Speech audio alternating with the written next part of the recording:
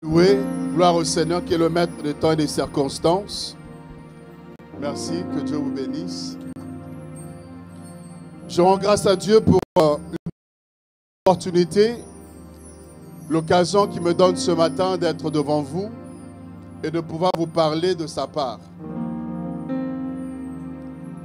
C'est une grande responsabilité de transmettre la pensée de Dieu, d'écouter et capter la volonté de l'Éternel et de la communiquer. C'est une grande responsabilité. Vous n'êtes pas venu ici en vain parce que vous croyez que Dieu a quelque chose pour vous et d'être l'instrument, le canal par qui il veut passer pour bénir des vies. C'est une responsabilité. Je prie que le Seigneur puisse faire que je sois un canal qui va laisser passer la bénédiction, laisser passer ce qu'il veut, n'est-ce pas, apporter dans ta vie. Je remercie l'homme de Dieu, le pasteur Rodi, pour la marque de confiance, pour l'invitation. J'aime dire, nous sommes dans des temps du soir où Jacob est pris pour Ésaü et Ésaü est pris pour Jacob. En temps de confusion, on ne sait pas qui est qui. Tout le monde parle de Jésus, mais dans tout ça, qui sert véritablement et qui ne sert pas. Et lorsque vous avez la confiance d'un homme de Dieu, c'est qu'il a prié et le Seigneur l'a convaincu de votre personne. Et je crois que je suis ici parce que Dieu a voulu, Dieu a planifié. Il est passé par son serviteur pour que nous puissions accomplir la volonté de Dieu. Et c'est pour ça que nous sommes là ce matin. Je suis l'évangéliste Brice Ndongala. Pour ceux qui ne me connaissent pas, je suis marié à la servante Oli Ndongala, avec qui nous avons 3 enfants. Amen. Oui, on ne dirait pas, oui, j'ai 3 enfants. Oui. Ouais, j'ai 3 enfants. Et je suis marié à une seule femme depuis 2007. Je n'ai pas l'intention de divorcer ni de rajouter. Amen. Voilà, c'est juste au passage comme ça. Ça peut servir. Amen. Gloire au Seigneur. En tout cas, c'est la première fois que je suis ici. C'est la première fois dans cette salle, oui, la première fois. Mais je sais que je suis à la maison parce que l'Esprit de Dieu est là. La présence de Dieu est là, je peux la palper. Et je vais juste m'appuyer sur l'onction du pasteur, de l'homme de Dieu. Je veux surfer dans cette onction. Amen. Qui croit qu'il sera béni? Donc je vais nager dans l'onction du pasteur Rodi. Amen. Profiter de la grâce qu'il y a dans cette maison pour transmettre la pensée de Dieu. J'ai un message pour quelqu'un, amen. Moi, j'aime prêcher à des gens vivants, amen. Quand je vais à l'hôpital, on me dit qu'il y a un cas, quelqu'un dans le coma, je sais que je ne m'attends pas à recevoir quelque chose de la personne. C'est moi qui vais donner. Quand je sais que je vais à un deuil, je sais que là-bas, on ne va pas pour autre chose. Je sais l'atmosphère qu'il y a là-bas. Mais quand on me dit « va à l'église », je sais l'atmosphère qu'il y a aussi à l'église. Je sais que c'est différent de l'enterrement, c'est différent des comas, c'est différent en fait des endroits où il y a la mort, il y a la tristesse. Mais là où il y a l'Esprit de Dieu, il y a la liberté. Là où il y a Jésus, il y a la joie, il y a la paix. Il y a des hommes, n'est-ce pas, de foi, il y a des femmes de révélation, et il se passe beaucoup de choses. Alléluia. Dis à quelqu'un, mon cas est différent. Dis-lui, ma situation est différente. Non, parle-lui bien. Dis voisin, voisine. Nous n'avons pas les mêmes réalités. Donc, tu le préviens parce que la manière dont toi tu dois vivre le culte peut être différente que ton voisin. On est rentré par la même porte, mais on n'a pas les mêmes réalités. Donc s'il y a des gens qui peuvent prier comme si tout allait bien dans leur vie, des gens qui peuvent prier comme s'ils n'avaient pas de défi à relever, des gens qui peuvent prier comme s'ils n'avaient pas compris en fait que Dieu veut les emmener dans une autre dimension, toi tu dois prier avec révélation. Si celui qui est à côté de toi ne saisit pas, toi tu ne dois pas passer à côté de ce culte. Il y a des occasions qui ne reviennent jamais deux fois. Il y a des occasions qui ne reviennent pas plusieurs fois. Tu dois saisir l'instant T. Si Bartimée s'était dit que Jésus va revenir, bien aimé, il serait resté aveugle. C'est parce qu'il a compris que là, c'est maintenant ou jamais. C'est aujourd'hui ou aujourd'hui. Il a saisi le moment, il a saisi le temps. Fils de Timée, Bartimée va réaliser que Jésus est en train de passer et c'est le moment où je dois saisir mon miracle. C'est le moment où je dois voir ma vie changer et je ne dois pas laisser passer l'occasion. Je ne dois pas laisser passer Christ. Alléluia. Dis avec moi, je suis l'exception à la règle. Est-ce que tu peux dire à ton voisin, regarde-le droit dans les yeux, dis-lui, je suis l'exception à la règle. Non, certainement, il ne t'a pas bien compris. Je suis l'exception à la règle. Non, tu n'es pas en train de rigoler, tu n'es pas en train de blaguer. Tu es en train de lui dire une vérité. Que tu es l'exception à la règle. Je veux parler à deux catégories de personnes. À des personnes qui sont déjà dans ce message et qui doivent affirmer ces choses-là. La deuxième catégorie, des personnes qui ne sont pas dans cette réalité, qui doivent changer de camp, qui doivent changer de cap, qui doivent rentrer dans l'étape d'exception à la règle. Ton amen est fatigué. Oh.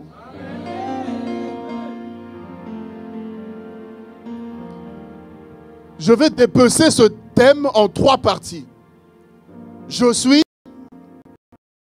parlera de l'identité. Je vais parler de l'identité par rapport à je suis. Deuxièmement, je parlerai par rapport aux règles. Quelles sont les règles? C'est quoi les règles? Et je terminerai par vous parler de l'exception. Qu'est-ce que je veux dire par l'exception? Alléluia. Ce matin, je vais poser les bases. Je vais plus enseigner pour poser des fondements, poser des bases de ce message. Et Dieu a permis que le dimanche prochain, je ne sais pas si le pasteur l'a déjà annoncé. Ok, il a annoncé, hein? Ce n'était pas une surprise, hein? C'est bon? Ok, je ne vais pas gâcher la surprise, si jamais c'était une surprise. Donc ce matin, je vais poser les bases de ce message. Et le dimanche prochain, on va prier. On va passer à l'exception et on va prier. Et il y a des destinées qui vont changer. Lorsque j'étais en train de prier, le Seigneur m'a clairement parlé. Il m'a clairement dit des choses. Et je ne suis pas venu pour blaguer ici. Je suis venu en mission.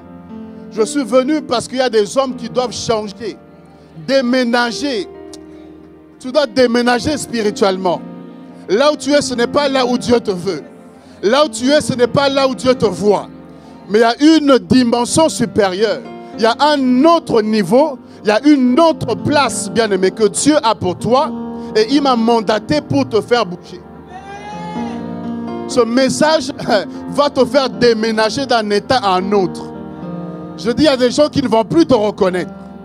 Il y a des gens qui vont se poser la question, est-ce que c'est lui ou ce n'est pas lui? Est-ce que c'est elle ou ce n'est pas elle? Mais pourtant, il n'y a rien qui aura changé physiquement. Mais spirituellement, il y a quelque chose qui va changer et qui va se refléter sur ton physique. Donc, je vais parler en trois parties de ce thème-là. Alors, je vais commencer directement par « Je suis ». « Je suis » qui parle de l'identité. Et j'aimerais ce matin que tu comprennes qui est-ce que tu es en réalité. Vous savez, si vous ne savez pas qui vous êtes, vous ne pouvez pas bénéficier des avantages rattachés à votre personne. C'est pourquoi la Bible dit, si l'héritier est un enfant, il ne diffère en rien d'un esclave. Bien qu'il soit le maître de tout, mais parce qu'il est ignorant, il ne sait pas qui il est, il risque de vivre la vie de tout le monde, alors que tu n'es pas tout le monde. Toi, tu es une exception. Tu ne dois pas te conformer, bien-aimé, à tout le monde. Il y a des choses, quand toi tu arrives, tu ne vis pas le même lot, le même sort que tout le monde. Pour toi, bien-aimé, les choses seront faites différemment. Pour toi, bien-aimé, il y a un protocole spécial qui peut être mis en place. Ça n'a jamais existé, mais ça commence par toi. Parce que tu es spécial. Oh, je sais de quoi je parle. J'ai vécu des situations où c'est clairement établi et c'est écrit noir sur blanc. Mais quand toi tu arrives, on dit, monsieur, on ne sait pas qui vous êtes. Ce que nous allons faire, nous ne l'avons jamais fait et on ne le fera jamais. Mais pour vous, nous allons le faire. Parce que vous êtes un spécial. Je ne sais pas ce que vous avez, qu'est-ce que vous êtes, mais vous êtes spécial. Pour vous, on va le faire. Là où ça peut prendre 3 mois pour tout le monde, mais pour vous, ça prend une journée. Là, on fait aller, revenir les gens. Vous, on vous dit, attendez. Et c'est la responsable, directement en personne, qui va se charger de le faire. Est-ce que quelqu'un est en train de me saisir? Tu dois réaliser qui tu es. Tu dois connaître ton identité. Si tu ne sais pas qui tu es, tu risques de mendier. Là où, en réalité, tu dois, n'est-ce pas, donner aux gens. Tu risques, n'est-ce pas, de te rabaisser là où, quelque part, tu dois avoir la tête haute. Jésus-Christ entre, n'est-ce pas, dans le temple. Il trouve une femme qui était courbée. Quelqu'un qui est courbé, c'est-à-dire que ses yeux, n'est-ce pas, sont en bas. Elle regarde le sol. Elle ne peut pas lever la tête. Elle ne peut pas regarder plus haut parce qu'elle est courbée. Jésus entre par là. Il constate qu'il y avait une anomalie. Que cette femme, en réalité, ne devait pas regarder le sol. En réalité, elle devait plutôt regarder en haut. Vous savez pourquoi? Parce que son identité était rattachée à Abraham. Jésus va la redresser, va la guérir. Elle se redresse. Et Jésus dit, c'est parce qu'elle est fille d'Abraham. Je vais aider quelqu'un. Quand Dieu se révèle à Abraham, il dit quoi? Lève la tête et regarde les étoiles. Et Abraham a levé les yeux pour regarder les étoiles. Et Dieu lui a dit, ta postérité sera comme les étoiles. C'est-à-dire ta descendance, ta postérité seront positionnées en hauteur comme des étoiles. Mais cette femme, elle était mal positionnée, baissée, courbée. Elle voyait que la bassesse. Elle voyait que les choses de néant.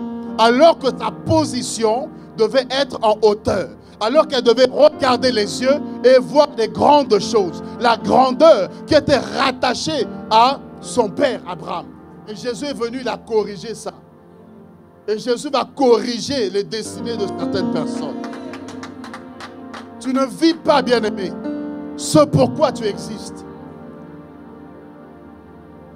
Tu n'es pas n'importe qui. Jésus a dit parce qu'elle est fille d'Abraham. Et il a redressé.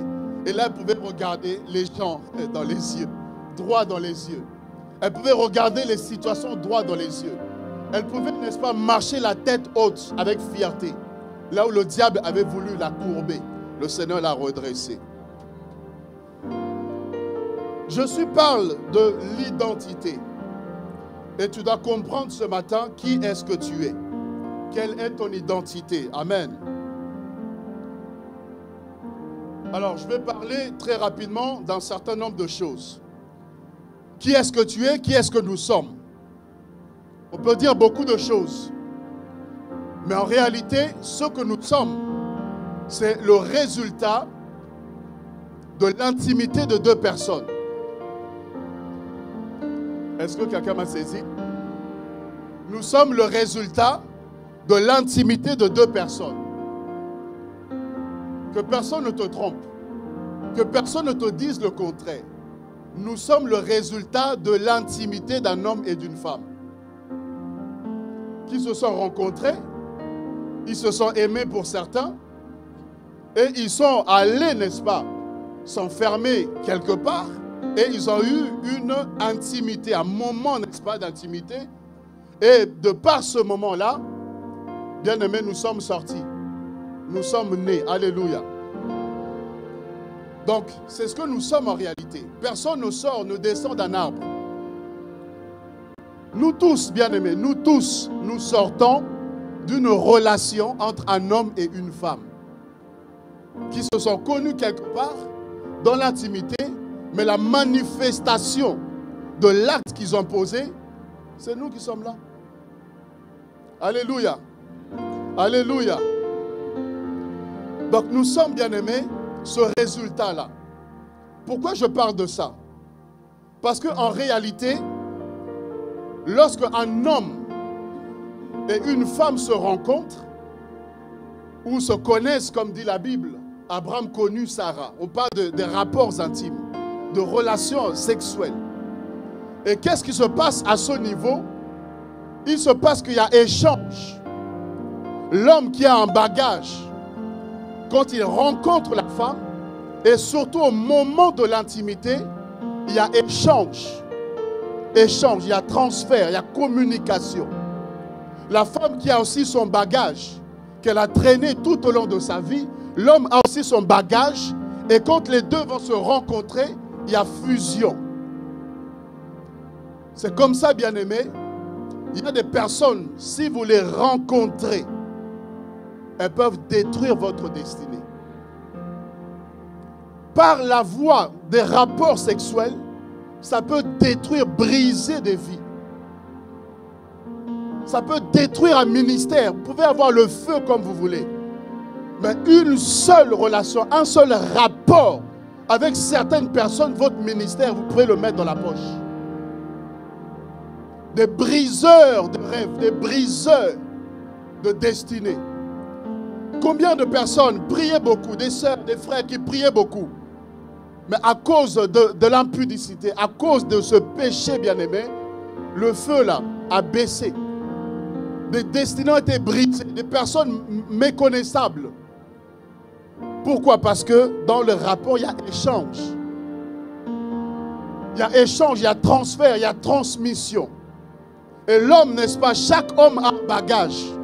Chaque femme a un bagage. Et lorsque on s'accouple, il y a fusion, il y a transmission. Ça veut dire, je prends ce qui est à moi, je te transmets, et la personne te transmet aussi son bagage.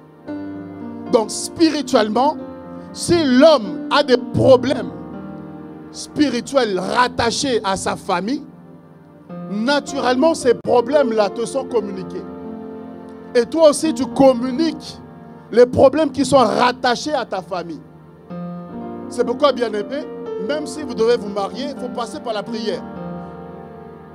Ce n'est pas on s'aime, et puis on se marie, on se marie. Après, vous avez des combats dans le mariage.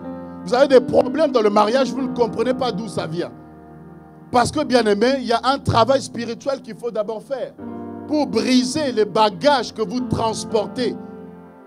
Les bagages là que l'homme et la femme transportent, il faut l'homme de Dieu prie pour briser ces choses-là. Et vous pouvez entrer, n'est-ce pas, dans le mariage et vivre épanoui. Et spirituellement, bien-aimé, il y a un bagage spirituel que chacun de nous transporte. Culturellement, chacun de nous transporte un bagage. Et lorsqu'il y a union, en fait, il y a fusion. Amen. Genèse 2, 24 dit que l'homme quittera son père et sa mère. Il fera quoi? Il va s'attacher. Vous voyez, s'attacher à sa femme. Et les deux deviendront quoi? Une seule chair. Ils deviendront un. Et la voie par excellence pour devenir un, c'est la voie sexuelle. L'homme et la femme deviennent un par cette relation. Et ainsi, il y a échange, il y a transmission, il y a communication. En Corinthiens 6, le verset 16, dit que celui qui va avec la prostituée, il devient un avec elle. Il devient un avec elle. C'est-à-dire que tout ce qui est malédiction, tout bagage spirituel qu'elle a, elle te communique cela. Bien-aimé, on ne joue pas avec les réalités spirituelles. Vous pouvez avoir des problèmes, des complications dans votre vie. Vous ne savez pas, bien-aimé, par quoi est-ce que vous êtes passé. comment ces choses-là se produisent dans votre vie. Dis avec moi, je me garde dans la sainteté. Si tu n'es pas marié, garde-toi dans la sainteté, garde-toi dans la pureté. Attends le temps de Dieu et Dieu te donnera ce qu'il faut. Et nous sommes quoi? Le résultat en fait de cette union, de cette relation, de cette fusion, de cette combinaison. Et génétiquement parlant, nous héritons des chromosomes constitués d'ADN. Autrement dit, en fait, un plan détaillé. Tel que tu es là, tu as un plan détaillé. Tu as des chromosomes, tu as l'ADN que tu hérites de tes parents. Et ce sont des informations en fait détaillées. C'est le code qu'on appelle le code génétique. Et vous savez que c'est très important. C'est un ensemble d'informations que tu transportes en toi. Que tu pries, que tu ne pries pas, tu transformes, tu transportes le sang de ton père et de ta mère. Tu es en fait la combinaison de ton père et de ta mère. Et tu as des codes, des informations qui sont inscrites en toi. Et ça vient de tes parents. Et eux aussi, ça vient de leurs parents. Et ça vient aussi de leurs parents et ainsi de suite, ainsi de suite. Donc, ça veut dire que tu es le résultat de plusieurs générations. Est-ce que je me fais comprendre? Tu es le résultat de plusieurs générations. C'est-à-dire qu'il y a ton père qui a reçu des choses de ses parents, qui eux aussi ont reçu des choses de leurs parents, et tout ça, la combiné, ça arrive jusqu'à toi. Et sur le plan génétique, tu as des informations de tes parents. Regardez, lorsqu'on a un doute sur la paternité d'un enfant, qu'est-ce qu'on fait? On fait un test ADN. Et le test ADN peut démontrer clairement à 99,9% fiable. Le test ne peut pas mentir. Le test va, détailler que cet enfant appartient à telle personne. Vous ne pouvez pas nier, c'est évident en fait. Le test ADN vient ramener à l'évidence que tu es le père. Tu as beau nier, tu as beau dire ce que tu veux, mais les informations que tu as sont identiques à celles que cet enfant porte. Les informations que la maman a sont identiques aux informations que l'enfant a. Et on sait reconnaître qui est le père, qui est la mère, par le test ADN. Alléluia. Et c'est fiable à 99,9%. Donc vous comprenez que, en réalité, nous sommes une partie. Nous sommes comme la prolongation de nos parents. Parce que nous venons d'eux et nous avons pris des chromosomes d'eux. C'est comme ça qu'on parle de la ressemblance.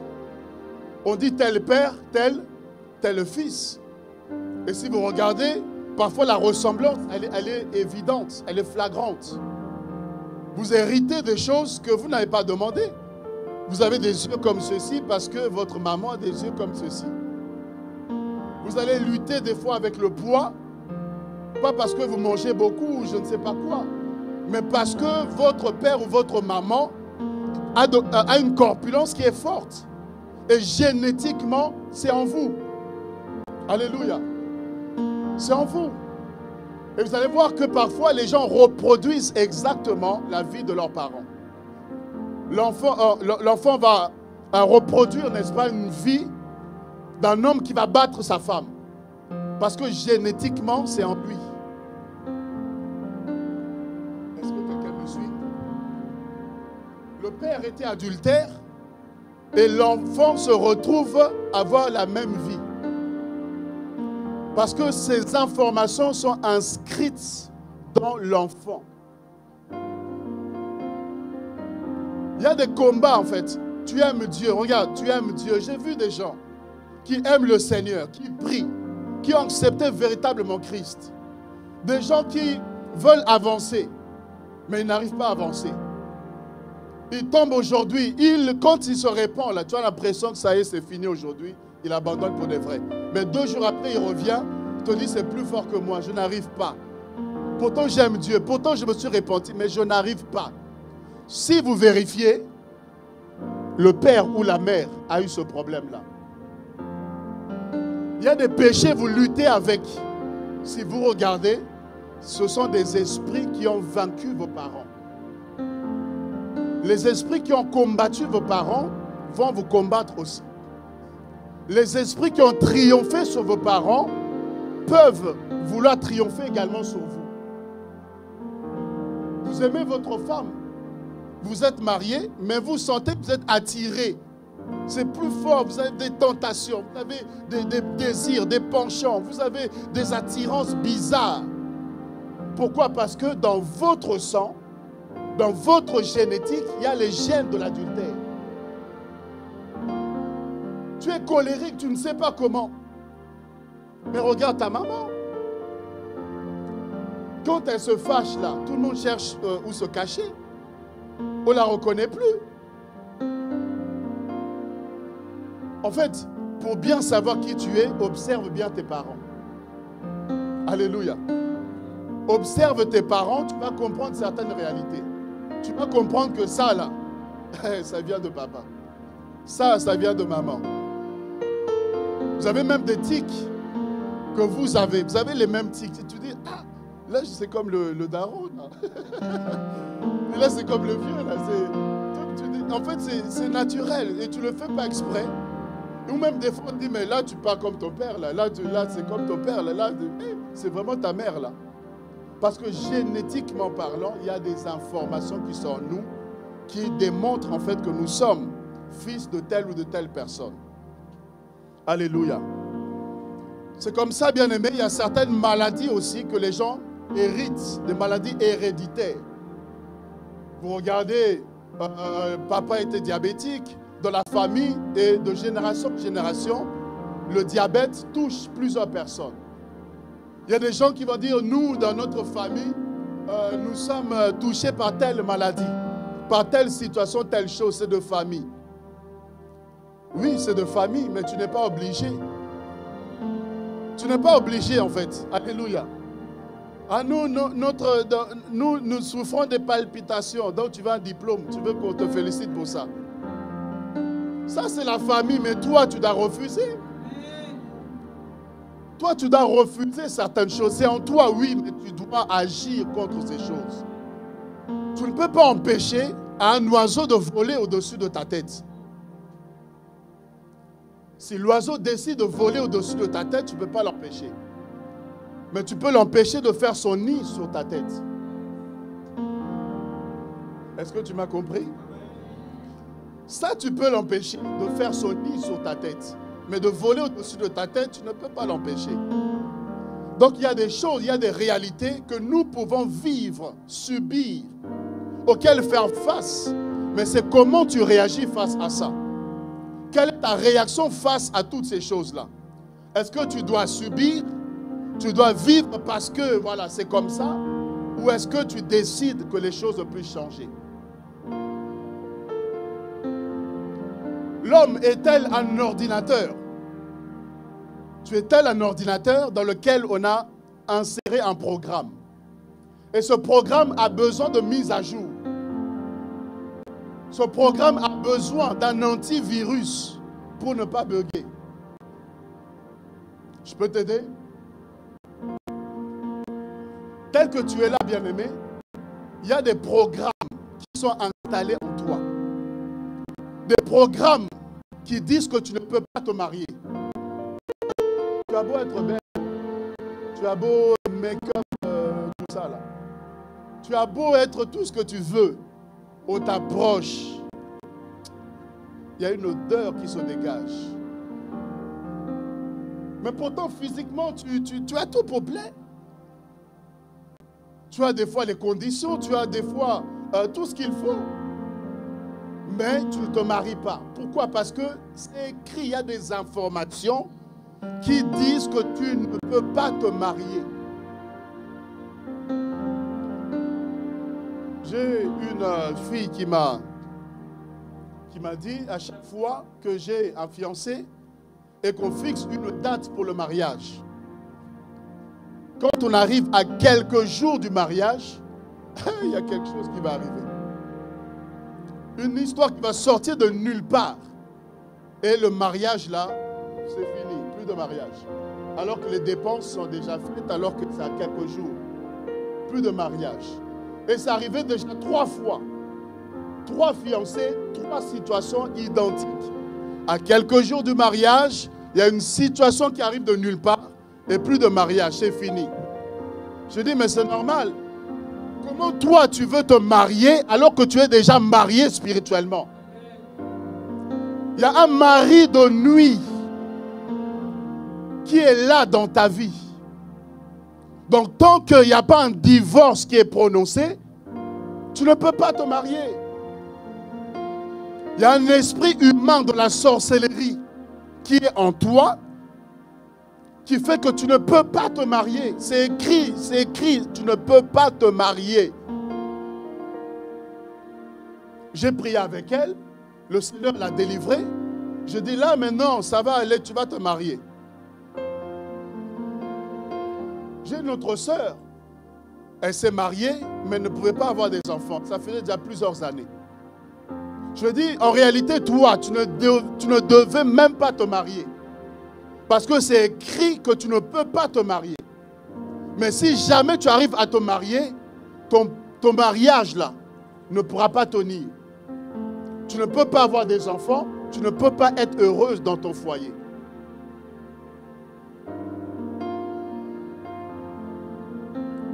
J'ai prié pour elle, le Seigneur l'a délivrée. Et je lui ai dit, là maintenant tu peux avoir des enfants. 2 mois c'est trop. D'ici 2 mois, là tu vas avoir un enfant. Un garçon précisément.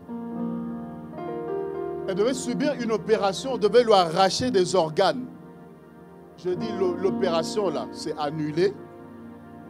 Tu ne te feras pas opérer et dans 2 mois tu vas tomber enceinte. Là, elle a 2 enfants là.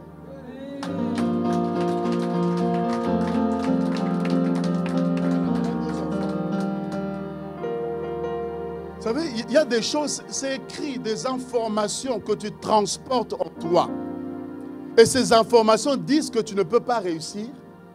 Disent que toi, même malgré tes diplômes là, tu dois seulement faire des petites choses. Tu ne peux pas émerger. Tu ne peux pas atteindre certaines dimensions. Tu ne peux pas réussir comme d'autres personnes. Quelles informations tu transportes? C'est ça la question. Quelles sont les informations que tu transportes? Des fois, tu as des informations qui disent que toi, en fait, tu dois avoir des enfants à gauche et à droite. Tu ne peux pas être stabilisé. Ta vie, en fait, tu dois passer d'homme en homme, de femme en femme. Tu dois avoir une vie désordonnée. Et tu as ces informations. Et ça te suit, ça te colle. Et c'est plus fort que toi, ça te conduit. Ça te dirige, ça t'amène là, ça t'amène là. Et tu sens que c'est plus fort que toi, tu ne maîtrises même rien. Tu es conduit par des choses, dirigé par des forces, des puissances. Et si tu regardes bien, au niveau de tes parents, il y a eu ces choses-là. Il y a eu ces choses-là. Maman à 14 ans a eu l'enfant. Et toi aussi à 14 ans, tu te retrouves enceinte. Parce que tu transportes des informations. Alléluia. Bien-aimé, ces informations-là, c'est comme, comment dire, c'est comme un système qui est installé en toi. Et tu as besoin d'un logiciel qui est installé en toi. Et tu as besoin de mise à jour. Et bien-aimé, nous avons la prière. La prière t'aide à faire des mises à jour. Et au-delà de la prière, nous avons le Saint-Esprit qui assure la maintenance de ta vie. Et il y a des programmes qu'il fait quoi? Il déprogramme.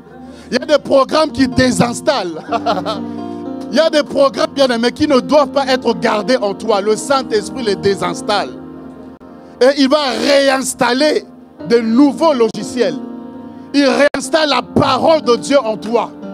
Il met la parole en toi.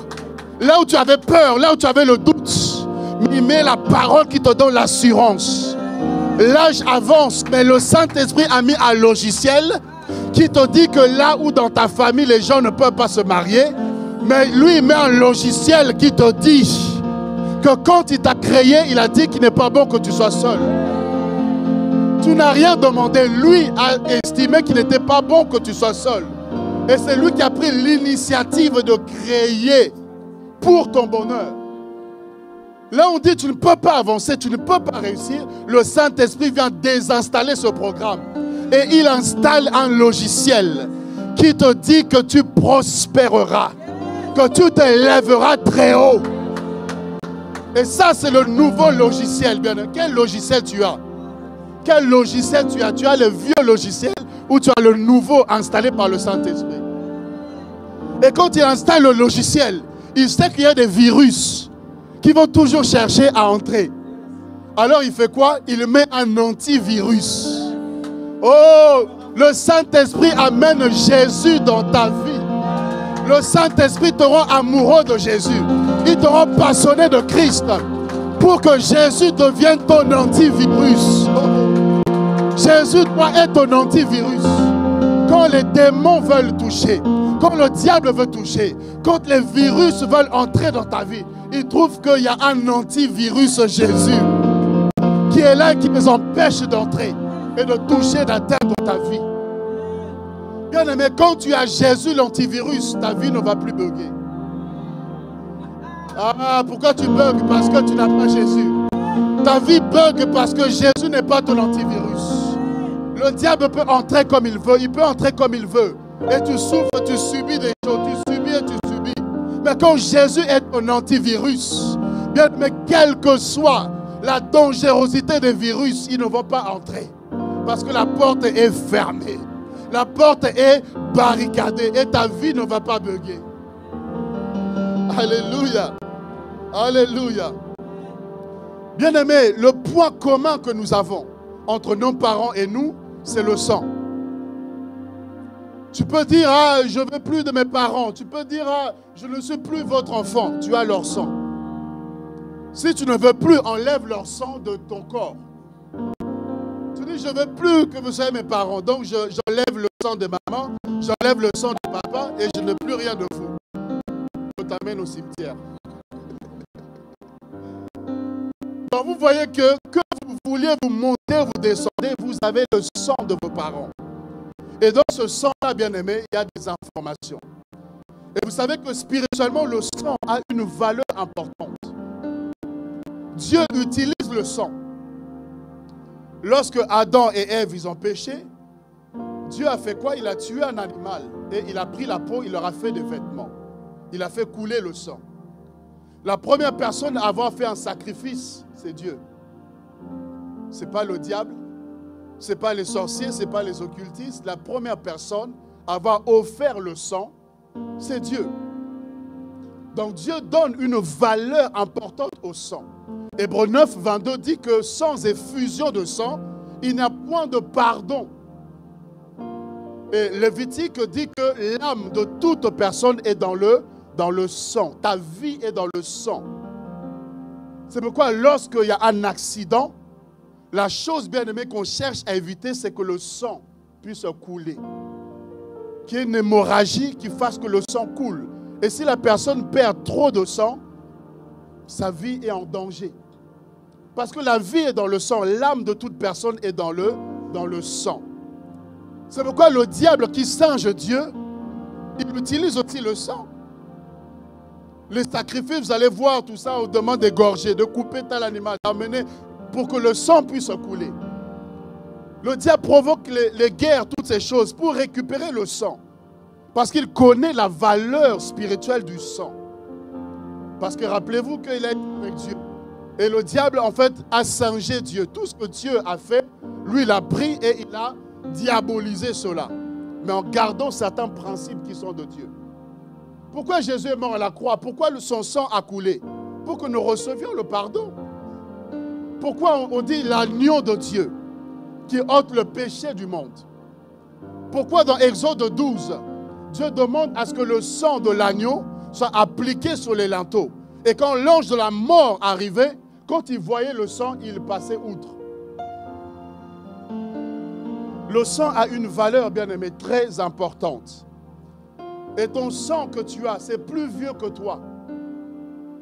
Ton sang est plus vieux que toi. C'est de génération en génération. De génération, il y a transmission. De génération en génération. Donc tu as hérité d'un sang qui est plus ancien, qui est plus vieux que toi. Et bien-aimé, dans ce sang-là, il y a des informations. Il y a des choses, bien-aimé. Certes, il y a des bonnes choses, mais il y a aussi des mauvaises choses dedans. Et qui fait que tu vis certaines réalités en fonction de ton sang. Il y a des combats que tu traverses en fonction de ton sang. C'est pourquoi d'une personne à une autre, on n'a pas les mêmes réalités. Pourquoi? Parce que nous n'avons pas les mêmes familles. On n'a pas le même sang, on n'a pas les mêmes réalités. Il y a des gens, ils avancent facilement. Dans les choses, ils entreprennent, ça marche, ça marche, ça marche. Comme vous regardez, incrédulité, comme pas possible. Vous leur prêchez la parole, ils ne sont pas là-bas, ils ne sont pas intéressés. Donc ils prospèrent dans certains domaines, mais le diable les tient quelque part. Il y a des gens bien-aimés, ils ont la foi, ils prient beaucoup. Mais la pauvreté est rattachée à eux. C'est-à-dire quand il finit de prier là, et qu'il rentre maintenant, il voit sa vie, c'est comme si Dieu était sans effet, nul et sans effet. C'est-à-dire il finit, il doit encore reprier. Parce que la prière là est sans effet. Pourquoi? Parce qu'il y a des réalités qui sont rattachées à nos vies. C'est le sang, bien-aimé. On n'a pas le même sang. C'est pourquoi ne prie pas comme ton voisin. N'adore pas comme ton voisin. Parce qu'il se peut que lui n'a pas les mêmes combats que toi. Lui n'a pas les mêmes réalités que toi. Voilà pourquoi il peut jouer avec la prière. Voilà pourquoi il peut prendre les choses de Dieu à la légère. Voilà pourquoi pour venir à l'église, il faut qu'on fasse un suivi. Mais moi je sais, bien-aimé, j'ai conscience d'où je viens. J'ai conscience, bien-aimé, des informations que je porte. J'ai conscience du sang que j'ai en moi.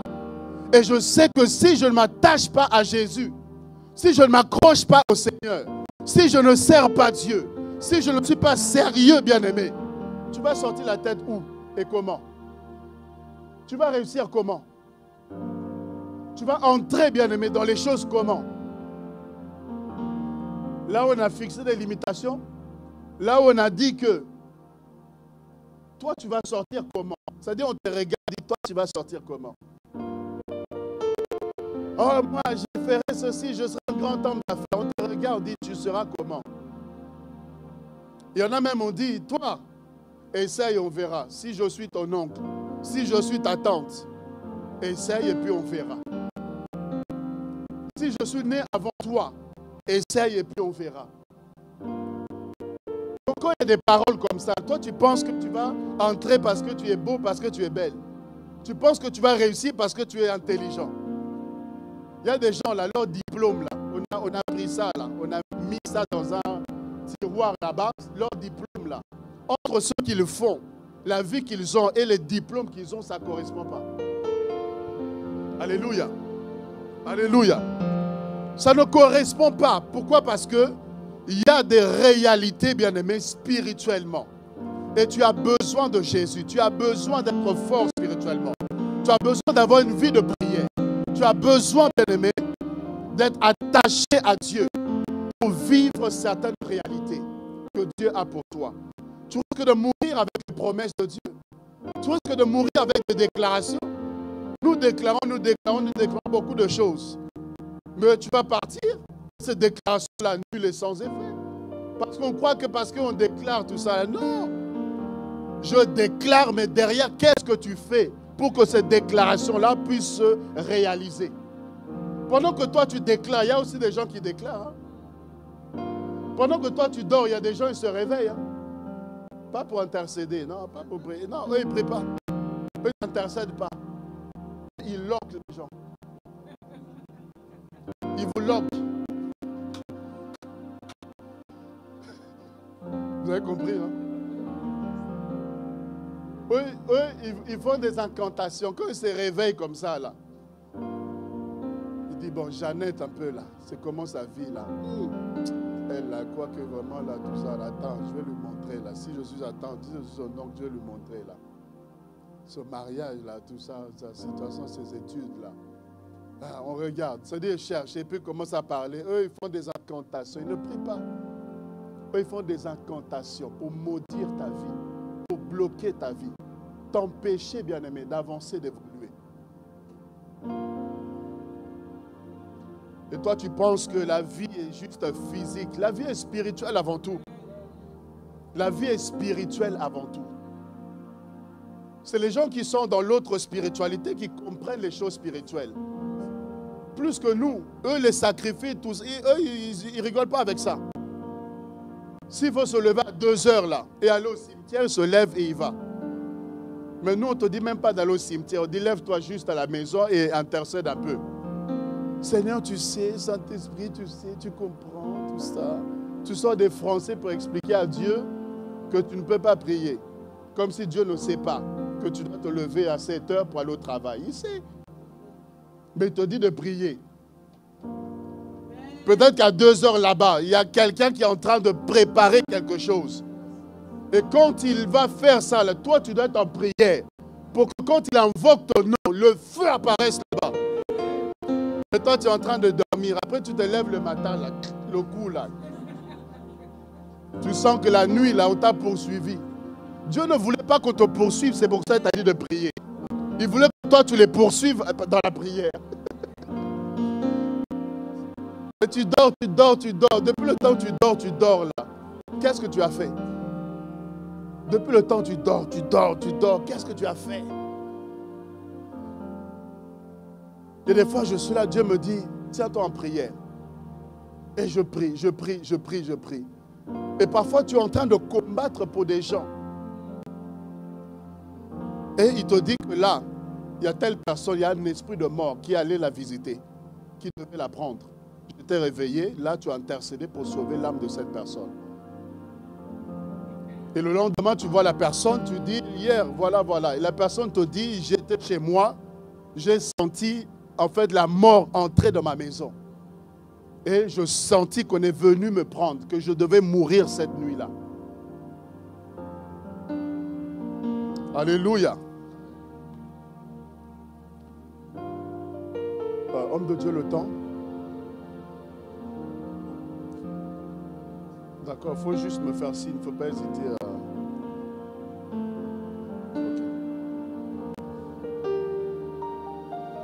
Vous voyez, bien aimé, et nos parents eux-mêmes, en fait, comme je l'ai dit tout à l'heure, j'insiste là-dessus, eux-mêmes, ils sont aussi le résultat, en fait, des générations avant eux.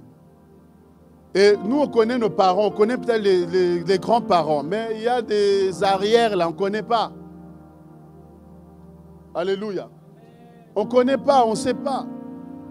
Il y a des gens, là, c'est-à-dire, il va, c'est-à-dire, lui, il veut être sorcier. On ne lui a rien demandé. Il a consulté personne pour aller chercher l'argent chez le féticheur, chercher l'enfant. Il a demandé à personne. Il va, il s'engage dans ces choses. Et au lieu de s'engager lui-même, mais il engage la famille. J'engage tous les premiers-nés de ma famille. J'engage tous les hommes de la famille. J'engage toutes les femmes. Donc toi, quand tu es issu de cette famille-là, où on a engagé les gens, qui ne doivent pas ceci, qui ne doivent pas cela, qui ne doivent pas. Quand tu arrives là, bien-aimé, tu te retrouves dans certaines réalités que tu n'as pas demandé, tu n'as pas voulu, mais juste parce que dans le sang, il y a des alliances, il y a des pactes, il y a eu des cérémonies, il y a eu des sacrifices, il y a eu des choses qui ont été faites spirituellement et qui ont pour but de combattre ta vie, de bloquer ta vie.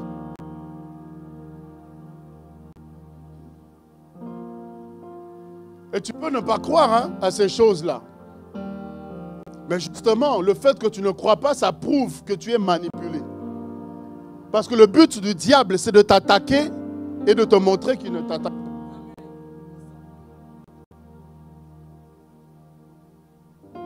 Tu dis non, c'est normal. Non, c'est pas normal. C'est lui qui est en train d'agir. n'avez pas vu des gens passent les études et très intelligents, mais au moment de passer à l'examen, maladie. Où tu arrives devant l'examen, tout ce que tu avais préparé, tout ce que tu avais dans la tête là, volatilisé. Tu as un grand rendez-vous. Chaque opportunité importante de ta vie, c'est là que tu es malade. Tu as un contrat à signer, c'est là que la voiture va te lâcher. Un problème va arriver et tu perds le contrat. Tu perds, bien aimé, les opportunités. Et vous pensez que c'est juste comme ça au hasard. Rien n'est au hasard. Le monde est spirituel. Je me lève un dimanche pour aller prêcher. J'étais invité dans une église. Je vais pour récupérer la voiture. Il y a une voiture qui vient et qui me fonce dessus. Vous savez, toi-même, tu cherches à comprendre c'est quoi le problème. La route n'est pas assez grande pour que... Ça veut dire, il décide de te foncer dessus. La voiture te rentre dedans. Et le Seigneur me dit, pousse-toi. Et je me suis écarté. Et la voiture est arrivée à buter le trottoir où j'étais monté. Et c'est le trottoir qui a arrêté la marche en avant de la voiture. Donc ça veut dire qu'il avait l'intention de me renverser. Et je descends, je regarde, je dis, mais qu'est-ce qui t'arrive? Il dit, non, excuse-moi, j'étais pris pour quelqu'un d'autre. Je dis, attends, tu m'as pris pour quelqu'un d'autre. Donc ça veut dire que pour toi, la personne que tu croyais là, c'est normal que tu lui rentres dedans, dans la voiture, avec ta voiture, tu lui rentres dedans comme ça. Pour toi, c'est normal. Et puis là, en plus, tu m'as confondu. Donc ça veut dire, là, tu allais me rentrer dedans gratuitement comme ça. Il me dit, non, excuse-moi, excuse-moi, excuse-moi. Dieu m'a dit, c'est spirituellement. Ça, c'est quelqu'un qui est téléguidé. C'est quelqu'un que le diable a dit, tu vas lui là, rentre-lui dedans. Parce que je devais aller prêcher la parole. J'allais prendre ma voiture pour récupérer ma famille et on va prêcher. Et une voiture vient pour te rentrer dedans. C'était quoi le but? Que je puisse perdre l'usage de mes pieds, que ce soit, je ne sais pas, je passe à l'hôpital au lieu d'aller prêcher. C'était quoi le but? Je dis, Satan, tu es un menteur. Satan, tu as encore échoué.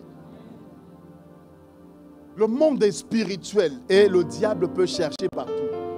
S'il n'arrive pas ici, il va essayer là. S'il n'arrive pas là, il va essayer ici. Si ici ça ne marche pas, il va essayer là. C'est pourquoi, bien aimé, on doit être sérieux avec les choses de Dieu. Moi, il y a quelque chose qui m'étonne. Les boîtes de nuit ne font pas de suivi, mais c'est tout le temps plein. Je n'ai jamais vu les boîtes de nuit qui appellent les gens. Vendredi soir, nous sommes ouverts à 23 h. Vraiment, il faut que tu viennes. Les boîtes de nuit ne font pas de suivi. Mais c'est plein à craquer tout le temps, c'est plein. Il y a des gens même qu'on récale. Mais pour venir à l'église, pour les choses de ta vie terrestre et spirituelle, céleste en même temps, pour ton salut, pour ton éternité, il faut qu'on fasse un suivi. Une grande personne comme toi, il faut qu'on t'appelle pour venir à l'église. Non, soyons sérieux.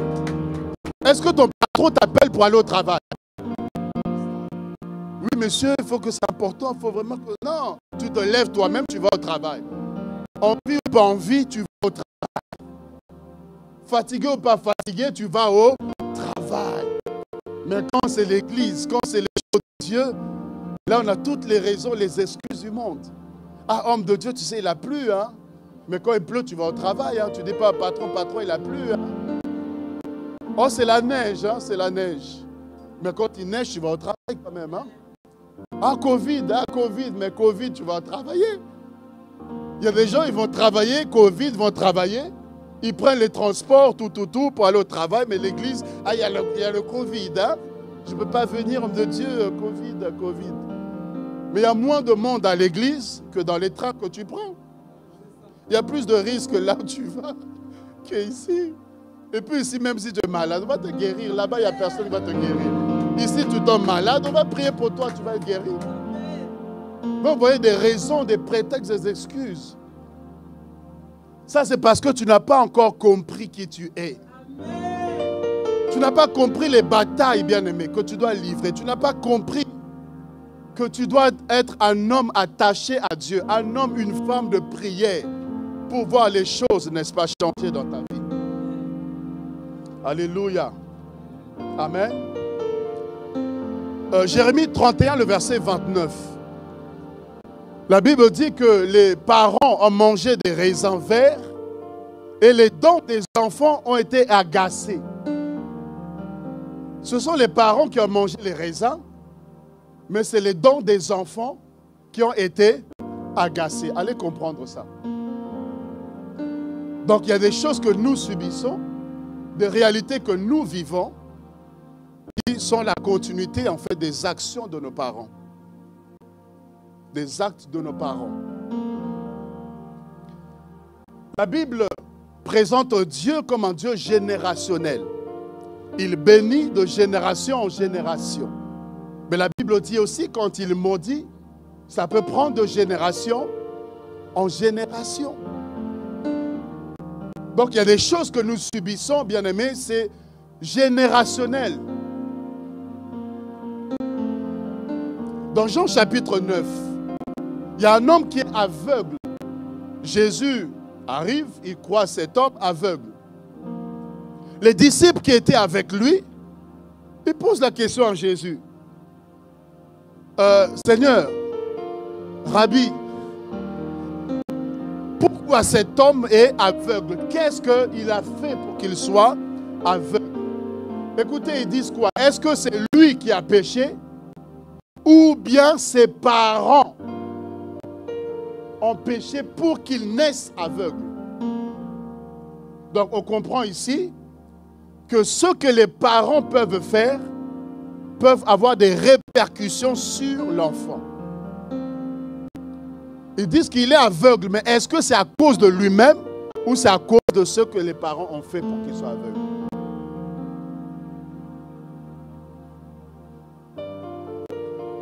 Bien-aimés, si on réalise qui est-ce que nous sommes, on prendra le temps, bien-aimés, de refuser certaines choses. Là, il ne s'agit pas de regarder avec la loupe les parents et puis de les condamner, de les juger. Il ne s'agit pas de dire qu'ils sont mauvais. Ce n'est pas ce que je suis en train de dire.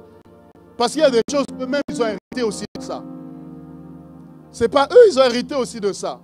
Mais eux, peut-être, ils n'avaient pas la compréhension que toi, tu as aujourd'hui. Eux, ils n'avaient pas la prière. Eux, ils n'avaient pas l'esprit. Ils n'avaient pas Jésus. Voilà pourquoi ils ont vécu, ils ont subi ces choses. Mais la différence avec toi, c'est que toi, tu as une lecture des situations et tu as la capacité de changer ces choses-là. Ce n'est pas de dire qu'ils sont mauvais, mais pas. Non, ce n'est pas ce que je suis en train de dire. Il faut les respecter, il faut les honorer. Mais je ne suis pas la continuité des erreurs de mes parents. Je ne suis pas la continuité de leur pauvreté. Je ne suis pas la continuité de là où ils ont échoué, que moi je dois continuer cet échec-là. Non, non, non.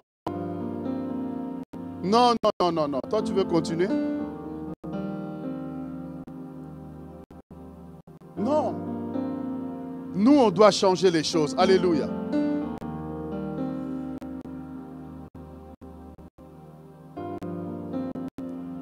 Alors, je vais parler des règles. Je vais parler des règles. Quelles sont les règles? Ou qu'est-ce que j'entends par les règles? Les règles, bien aimées, sont des lois spirituelles établies. Des lois spirituelles établies. Ce sont des principes établis. Ce sont des dogmes, des traditions, des réalités qui sont établies. Ça ne dépend ni de vous ni de moi. C'est établi comme ça. Et tu nais et tu te retrouves dans ces réalités-là. Et malgré toi, tu peux vivre ces réalités. Vous vous rendez compte que l'apôtre Paul est en train de dire que le bien, je sais ce qui est bien, mais je me retrouve à faire le mal. Il dit, ce que je ne veux pas faire, c'est ce que je me retrouve à faire. Comment vous pouvez expliquer ça? Il dit, il y a une loi qui se trouve en moi. qui me pousse à faire le mal, qui me pousse à faire le péché, qui me pousse à avoir une telle vie. C'est une loi qui est en moi. Ma volonté, je veux faire autre chose, je veux avoir une bonne vie. Je veux servir Dieu correctement. Mais il y a une loi qui m'impose d'avoir une autre vie. Il y a des principes, bien-aimés, qui sont établis. Des règles qui conduisent la vie de plusieurs, qui dirigent la vie de plusieurs personnes. Et malheureusement, si tu n'as pas le Seigneur, si tu ne connais pas Dieu, si tu n'as pas une vie de prière, tu vas subir et subir, subir. Comme Jérémie pouvait dire, pourquoi ma souffrance est-elle continuelle? Ça veut dire, tu souffres, tu souffres, tu souffres, et toi-même tu ne sais pas pourquoi toi seulement tu dois souffrir. C'est comme si tu n'as pas droit au bonheur, comme si tu ne peux pas être heureux. Quand tu souris, c'est une façade.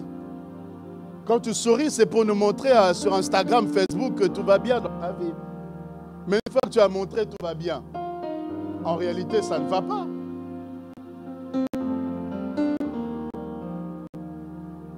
Ça ne va pas en réalité. Et Jérémie se pose la question, pourquoi ma souffrance est-elle continuelle? Vous voyez, ce sont des traditions, des coutumes qui pèsent sur nous. Et bien aimé, si tu ne traites pas ces choses-là, tu vas te retrouver à vivre une vie que tu n'as pas voulu. Tu vas passer à côté en fait de la vie que Dieu avait pour toi. Tu vas passer à côté. Ces choses peuvent s'imposer à toi. Tu arrives 70 ans, tu te rends compte qu'en fait, tu n'as rien fait de ta vie. Que tout ce que tu as fait là, en fait, tu n'as rien fait, tu n'as rien toutes ces années. Tu as fait 30 ans en Europe, tu t'aperçois qu'en fait, tu n'as rien fait de ta vie. Là, j'ai déjà avancé, c'est là que tu cherches à faire quelque chose, mais c'est trop tard, tu n'as plus la force. Est-ce que vous savez que Jacob s'est retrouvé polygame malgré lui? Il cherche à travailler pour Léa. Et Laban, n'est-ce pas, va attendre le soir. Au lieu de lui donner Rachel plutôt, hein, au lieu de lui donner Rachel, comme c'était la nuit, comme c'était sombre, hein, il introduit Léa. Et Jacob passe la nuit avec Léa, pensant que c'était Rachel. Est-ce que je peux aider quelqu'un? C'est-à-dire, Jacob pense passer la nuit, pense être avec Rachel, alors qu'il est avec Léa. Et Laban l'avait trompé. Laban avait échangé, n'est-ce pas, quelque chose. Ce qu'il devait avoir, on lui a privé de ce qu'il devait avoir et on lui a donné ce qu'il ne voulait pas.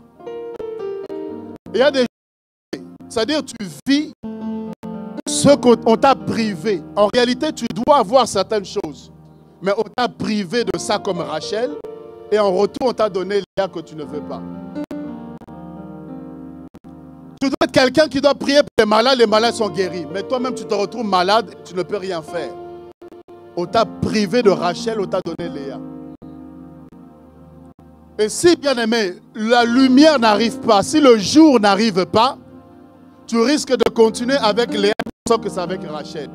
Mais quand la lumière, le jour arrive, tu réalises que non, vous m'avez trompé. La celle que j'ai, oh my God. Tu réalises que ce que tu as là, ce n'est pas ce que tu dois avoir. Qu'il y a eu tromperie sur la marchandise. Et tu vas refuser. Jacob, bien aimé, s'est levé. Il a dit à Laban, mais qu'est-ce que tu m'as fait là? Moi, c'est Rachel. Pourquoi j'ai travaillé? C'est Rachel. Mais comment tu me donnes Léa? Écoutez la réponse de Laban. Laban dit quoi? Ce n'est pas la coutume. Dis avec moi, la coutume. Il dit, ce n'est pas la tradition ou la coutume chez nous que la cadette se marie avant l'aînée. Donc, Jacob se retrouve victime de la coutume. À cause de la coutume, on le prive de Rachel, on lui donne Léa qui ne veut pas. Et du coup, tellement qu'il voulait Rachel, il se retrouve à travailler pour avoir ce qu'il voulait. Mais la finalité, c'est qu'il se retrouve polygame, alors qu'au départ, il ne voulait pas les deux. Il voulait Rachel au départ, mais il se retrouve avec Léa et Rachel, polygame malgré lui. Pourquoi? Parce que la coutume l'a introduit, imposé à ceux qui deviennent. Bien-aimé, tu vas devenir ce que la coutume t'a imposé que tu dois devenir. Si tu ne pries pas, si tu n'es pas bien-aimé, attaché aux choses de Dieu, si tu ne te lèves pas spirituellement, si tu n'es pas un homme, une femme de prière, bien-aimé, tu vas subir des choses et tu vas fatiguer les pasteurs. Non, tu vas fatiguer les pasteurs. À 2 heures du matin, tu vas fatiguer le pasteur. Pasteur, tu dors? Non, je prie. À 2 heures du matin, le pasteur peut dormir aussi, non? Non, je voulais vraiment te dire, vraiment, homme de Dieu, vraiment. Et le lendemain, c'est encore toi. Après, c'est encore toi. C'est encore toi, c'est encore toi, c'est encore toi pour qui on a prié. C'est encore toi pour qui on a chassé les démons. Quand est-ce que toi-même, là, quand est-ce que toi-même, tu vas pouvoir te lever, il s'agit de ta vie. Quand est-ce que toi-même, tu vas prendre les commandes aussi de ta vie pour dire assez, c'en est assez. Le pasteur a prié pour moi, gloire à Dieu, mais moi-même, là, je dois aussi me lever. Tu dois vouloir le changement. Autrement, bien-aimé, tu vas subir, continue à subir, continue à être une victime. Et je refuse que tu sois une victime du diable. Je refuse que tu sois victime, bien-aimé, des mauvaises choses sur ta vie. Je refuse cela. Je vais vous expliquer quelque chose et je vais terminer. Qui est Jacob?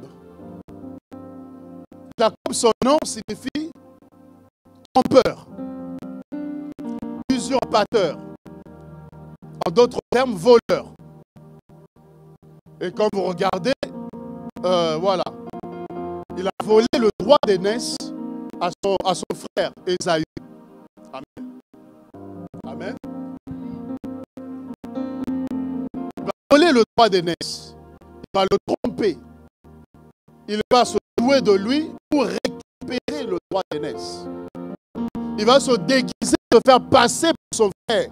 C'est la tromperie, c'est le mensonge. Je peux aider quelqu'un? Est-ce que je peux aider quelqu'un? Le problème, ce n'est pas Jacob. Il est menteur, c'est vrai. Voleur, c'est vrai. Il est trompeur, c'est vrai. Mais je vais t'expliquer quelque chose. Vous savez d'où est-ce que ça vient? Vous savez d'où est-ce que ça vient là? Ça n'a pas commencé avec Jacob. Il ne fait que reproduire ce qu'il a trouvé, n'est-ce pas, dans son sang, dans ses gènes. Parce que Jacob est fils d'Isaac. Isaac est fils d'Abraham. Donc, on a Abraham, Isaac et on a Jacob. On peut avoir 3 personnes, s'il vous plaît. Il ne reste plus beaucoup de temps, je n'ai pas besoin de moi. Je veux juste une personne, je vous explique quelque chose rapidement.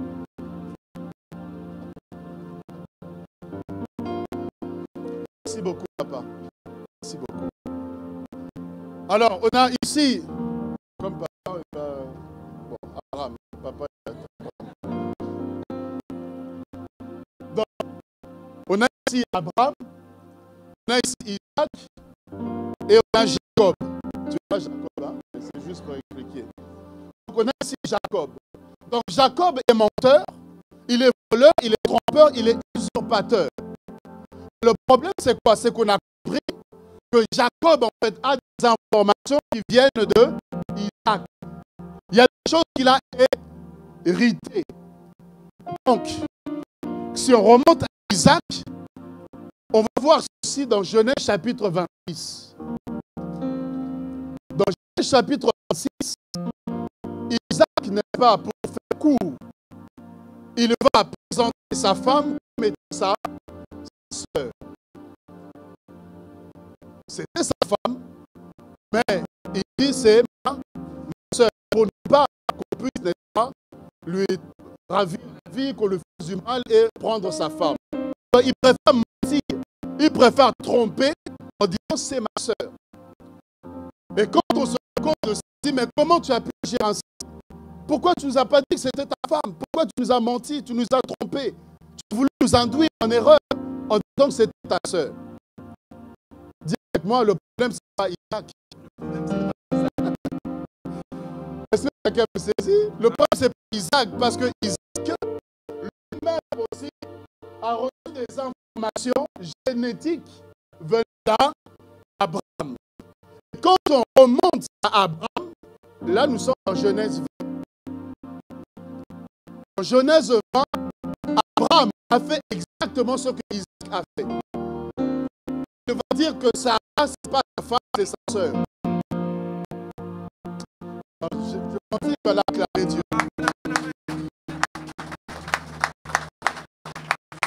Donc, en réalité, ce que Jacob est en train de vivre, ça a une origine. Ça a commencé par le mensonge ici, la tromperie ici. Et c'est ce que Jacob a reproduit. Mais Isaac, n'est-ce pas, a été aussi affecté par Abraham. Donc le mensonge d'Abraham a été répercuté. Isaac a reproduit exactement la même chose. Et le résultat, c'est qu'on a un Jacob qui, lui, est passé à un niveau un peu plus supérieur. Parce que du mensonge, il devient un voleur. Mais très souvent, merci, si vous regardez bien, merci. Si vous regardez bien, mensonge amène le vol. Très souvent, le mensonge amène le vol. Pourquoi? Parce que quand tu mens, on te croit. Donc, si j'ai la force, la capacité de persuader les gens, alors c'est faux. Mais si je vole là, et je dis que c'est pas moi, je vais raconter une histoire, ils vont croire, et puis ben, ni vu ni connu, j'ai gagné. Donc le mensonge amène souvent le vol. Et si vous regardez, un voleur est naturellement menteur. Un voleur est naturellement menteur. J'ai jamais vu un voleur qui est honnête. Il dit, ah non, ton portable que tu cherches, c'est moi qui l'ai volé. Non, ne cherche pas, il est dans ma poche, c'est moi qui l'ai volé. Non, ça n'existe pas. Il va chercher avec toi. Non, tu as pas ton téléphone. Le iPhone là, non, oh là là, mais il faut chercher. Tu peux la biper. Tu peux la biper. Elle a déjà éteint. Elle dit de biper, elle sait qu'elle a déjà éteint le téléphone. Donc vous voyez que le mensonge va de pair avec le vol et le vol va de pair avec eux. Et vous comprenez que Jacob se retrouve dans des situations, mais parce que derrière lui, Jacob a vécu cette réalité et Abraham a vécu cette réalité. Mais je vais terminer avec une bonne nouvelle. La bonne nouvelle, c'est qu'après ces 3 générations, il y a eu Joseph. Après Abraham, après Jacob, Isaac, il y a eu Joseph. Et quand vous regardez Joseph, il n'a pas reproduit cela. Joseph a mis fin au cycle de mensonge et de vol. Joseph a été honnête, même dans la prison accusé faussement, il a été honnête. Joseph a craint Dieu. Joseph a honoré le Seigneur. Joseph, bien-aimé, ne s'est pas retrouvé dans ces choses. Donc, il a compris que non, dans cette famille, si je ne fais pas attention, moi je peux devenir, je ne sais pas. Donc je dois régler là où le grand-père a failli, là où le père, là où les autres ont failli. Moi je dois être conscient et de régler ce problème-là pour ne pas subir exactement la même chose. Et je crois qu'il y a des Joseph dans cette salle. Je crois qu'il y a des Joseph dans cette salle qui ne vont pas reproduire ce qu'Abraham a fait, qui ne vont pas reproduire ce que Jacob a fait, ils vont pas reproduire ce que Isaac a fait. Eux, ils vont créer un cycle nouveau. Ils vont créer un cycle nouveau. Un cycle où Dieu, quand il te regarde, il te bénit. Même dans la prison, il était prospère. Même quand on l'accusait faussement, il craignait Dieu. Joseph, est-ce que tu es là? Joseph, est-ce que tu es là?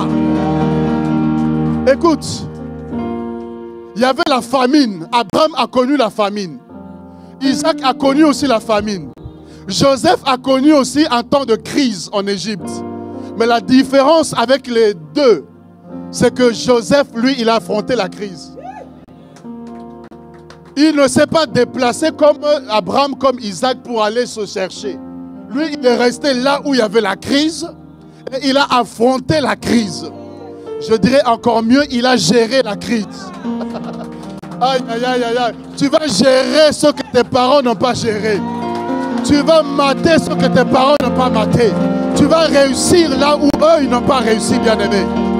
Joseph a géré la crise. Et encore mieux, il a été la provision dans un temps de crise.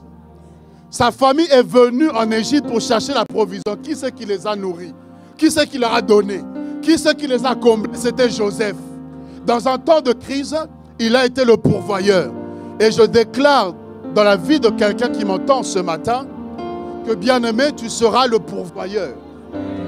Tu vas pourvoir aux besoins de ta famille. Là où, bien-aimé, il y avait carence, là où il y avait manque, là où il y avait une sécheresse, toi, tu seras comme Joseph.